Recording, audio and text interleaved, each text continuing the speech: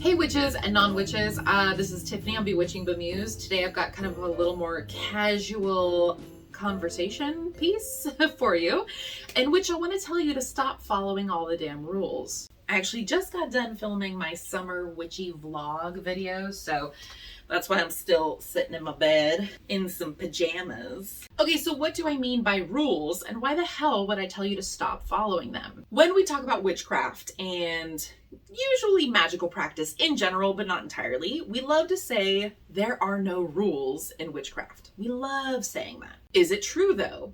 Yes, but also no, kind of. Depends on who you ask. If you follow a particular path or tradition, then you probably do have a set of rules that you go by. Rules that dictate how you perform magic, how you perform certain spells and or divination or other practices and techniques. You're also going to have rules for your own safety, and you might, depending on the path or tradition, also have rules that dictate the ethics of your practice. Wicca is actually a really good example of this. But in the general and or eclectic practice of witchcraft and magic, you pretty much follow your own moral compass. But remember, once again, that Wicca itself is a specific path, it's a specific tradition, and it is I guess you would call it a religion. I'll be honest, I'm sorry if you're a Wiccan and you don't consider it a religion. That's my bad. But it is a type of religious practice in a way, even if you don't consider it an actual religion.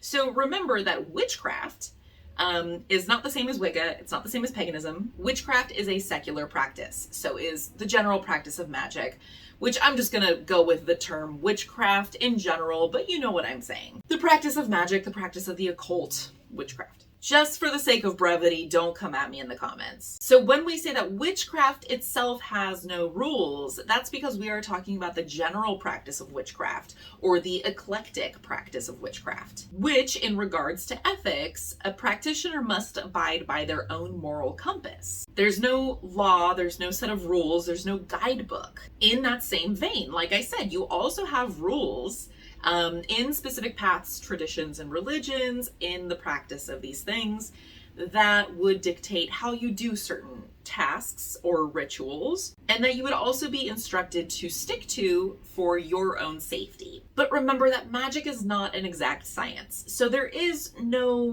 one way to get things done in regards to both performing effective spells and doing so safely. I'm not talking about ethics today, okay? It's the rules on dictating how things are to be done for them to be effective and safe. Those are the rules that I'm talking about today. And so, now all that said, that is usually what is meant by there are no rules in witchcraft. So for example, if you read 5 books on astral projection, you're going to read 5 different methods on how to astral project and 5 different ways to keep yourself safe when doing so. Another example, let's say you decide you want to summon a spirit. Interpret the word spirit however you want, it does not matter for the sake of this example. Whether that's a familiar spirit or an entity in your home, ancestral, whatever. And I'm just gonna read off my script here because, like, forget my delivery, this is a long list. So you read a book on it, okay, and it says to cast a circle for self-protection. That's pretty common, okay, fair enough. But then you also remember reading a grimoire in which it said you should also cast a triangle, or maybe even put down a physical triangle and summon the spirit into that to keep them kind of contained so they don't get loose in your house. Okay, 2 things. That's not too bad. But then upon Googling, you come across a Reddit post that says you have to offer wine and food. So you ask your coven about it as well, and one of your members tells you that wine might offend some spirits, okay? So it's actually better to offer water. But then another member says, no, water is hella basic. You never want to offer a spirit water because they can get water like anywhere. You're supposed to give brown liquor. And then in Googling, you really can't find any consistency in what kind of incense you're supposed to burn. And is that for cleansing your space or for protection or as an offering? And then there's also stuff that says you're supposed to cover all the mirrors in the space in which you're summoning the spirit. And don't even get me started in all the different ways in which you are supposedly supposed to dismiss the spirit and say goodbye to them in a way that both doesn't offend them, but makes it very, very clear that they are not to stick around. I think you see what I'm getting at here. This is just getting out of hand. It's way too much. It's overkill. Half of it contradicts the other half. Some of it is coming from just like made up sources. Some of it is coming from very specific traditions that you may not even be following or aware of. And those come from very specific beliefs. Some of it's just totally unnecessary. Some of it's totally untrue. Some of it's just fear mongering. It's just, at the end of the day, it's just exhausting. So, okay, what do you do instead? You're given all this advice, you're given all these ideas, you're all given all these rules and instructions. And don't get me wrong, like, I put out videos with information and like I've talked about like, yeah, you go to the graveyard and if you need dirt, you should ask for permission and you should do this and that. And like, yeah, I'm probably adding to this problem, sure. I will say though that a lot of times in videos, I try to give an array of options and I do try to make it clear that there's no one specific only correct way in which to do things. But this is also where you need to carry your own level of discernment to figure out which of these rules that you hear about is right for you and right for your practice. So if you are following a specific path or tradition, you're probably already been told like,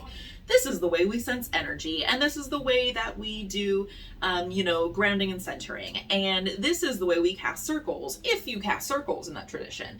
And, you probably already have a whole bunch of guidelines, and you can just stick with those. For specific spells or rituals, maybe you're working out of a spell book or a grimoire, you could just follow the rules of that spellbook or grimoire for the duration of that particular ritual. For the most part, I would say do your research, absolutely, but don't drown in it, okay? First of all, don't freak out. I've got a whole video on fear-mongering and what a problem that is in our community. I will link that down below for you guys to check out, because a big reason why people get obsessed with these rules is because they are scared.